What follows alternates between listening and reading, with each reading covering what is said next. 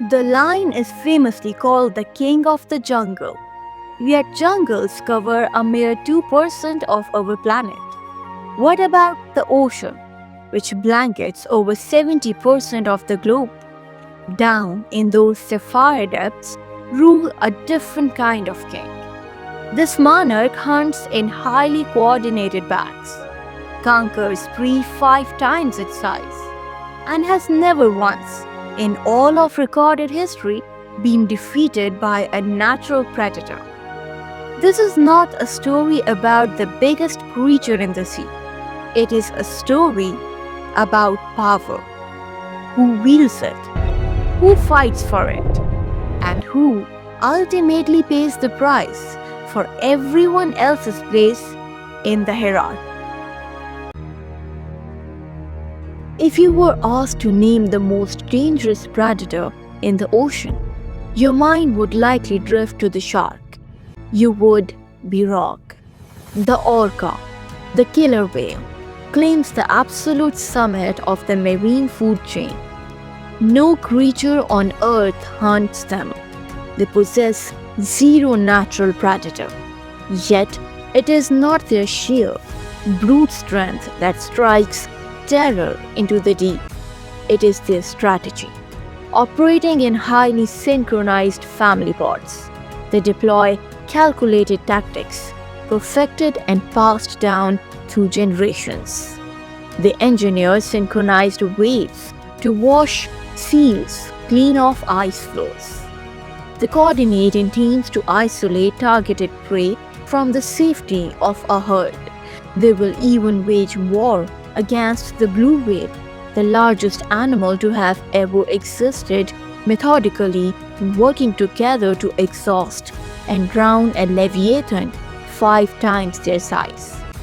Even the legendary great white shark is turned into prey. Orcas have been documented flipping these apex monsters upside down to forcefully induce a state of total paralysis. Once helpless, they harvest only the liver, the most energy-dense organ, leaving the rest to sink in the abyss. And this is not a creature relying on luck. This is apex intelligence, operating with military precision, ruling a world where nothing stands above it. The orca is the ocean's ruling class. The baleen whale is its working class.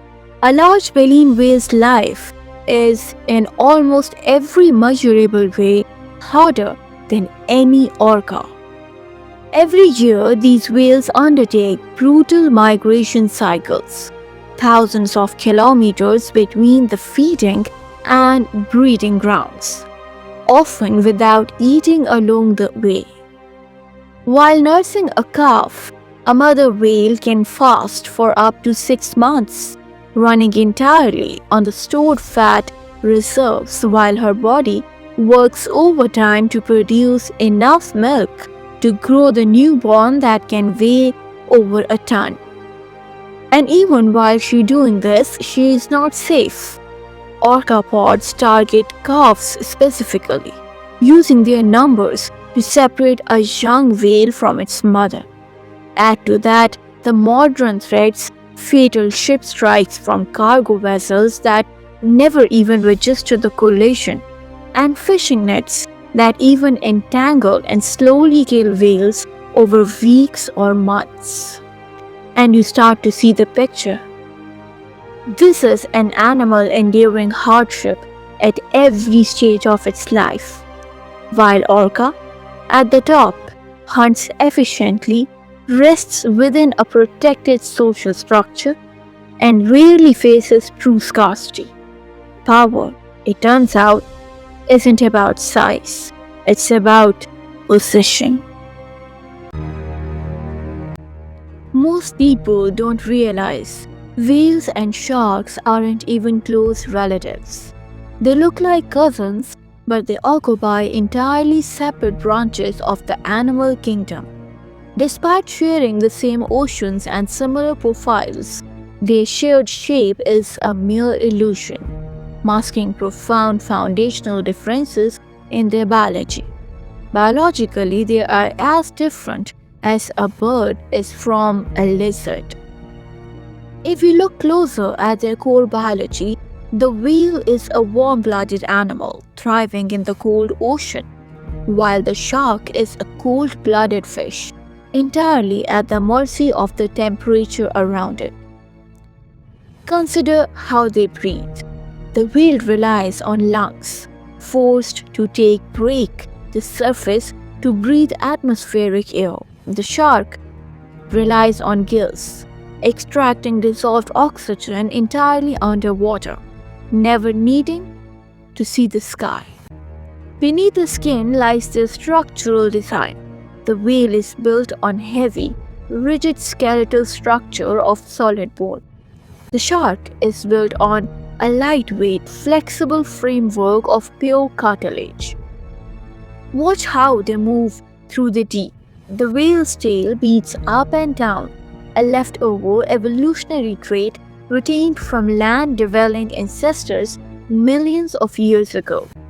The shark's tail sweeps side to side, the traditional, highly flexible kinetic movement of fish ancestry. Finally, look at how they enter this world. A whale mother offers some of the most attentive parental care in the animal kingdom, nursing her young with milk, offering fierce protection and guidance. A shark enters the world with zero care, no milk, no guidance, no protection. It swims away instantly, already hunted by anything bigger than itself. Two creatures sharing the same ocean, separated by millions of years of distinct evolutionary biology. If orcas are the kings, dolphins are the ocean's intellectuals, and biologically they are actually the same family. Dolphins are toothed marine mammals and they are considered among the most intelligent animals on Earth. They see the world through echolocation, sending out clicks that bounce off objects and return information about shape, distance, and even the internal structure of another animal.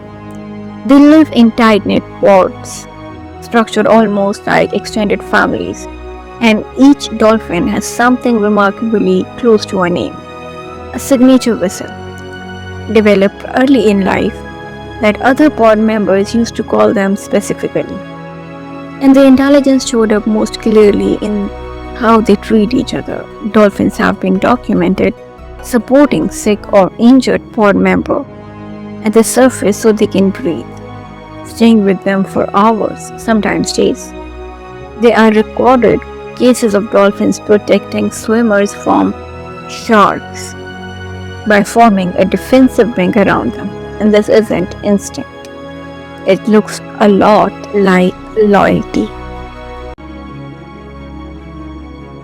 Which brings us to one of the ocean's most loop-sided rivalries, and it's not the one you would expect. When a shark encounters a lone dolphin, the shark often has the advantage. But dolphins rarely fight alone. In groups, they use mobbing tactics, several dolphins working together, using their hard bony snouts to ram a shark's soft underbelly, targeting the gills and organs. Sometimes they will flip a shark upside down, inducing the same paralysis response orcas use, leaving it defenseless. Meanwhile, the shark is almost entirely alone. Most species have no pod, no backup, no social structure to fall back on. Many must swim constantly without stopping, simply to keep water moving over their gills, because for them, stopping means suffocating. And then there's the number that puts everything else in the story into perspective. Roughly 100 million sharks are killed by humans every single year. Not by orcas, not by dolphins, but by us. Mostly for their fins, in a trade that leaves the rest of the animal to die discarded. So when we ask who's really cruel in the ocean's silent war for dominance? The answer might not be the animal we have spent decades being taught to fear. The ocean has a hierarchy, just like everywhere else's life exists. Kings, workers, the intelligent, and the hunted. But maybe the real lesson isn't about who's on top. It's about how much of what looks like nature's cruelty is really just humans.